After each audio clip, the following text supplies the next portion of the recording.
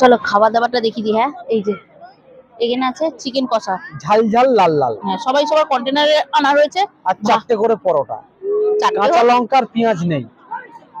যটা ইচ্ছে তটা পরোটা, এখানে পরোটা আছে, পরোটার অভাব পড়বে না। নিলাম। এই জায়গাটা সিলেক্ট করার কারণ হচ্ছে সামনেই কল আছে, সামনে ওয়াশরুম আছে।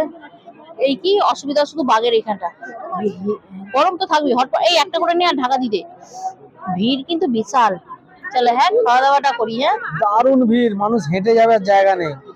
শুরু করলাম। মিষ্টিটা হলে না সোনায় সোহাগা হয়ে যেত। সামনে আইসক্রিমের দোকান, কোনো মিষ্টি টিষ্টির দোকান যদি থাকতো ভালো হতো।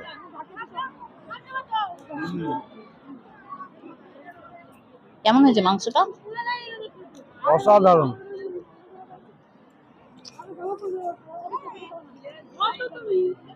আমার জন্য 2 পিস তুলে রেখেছো তো, 1 পিস আলু 2 পিস মাংস।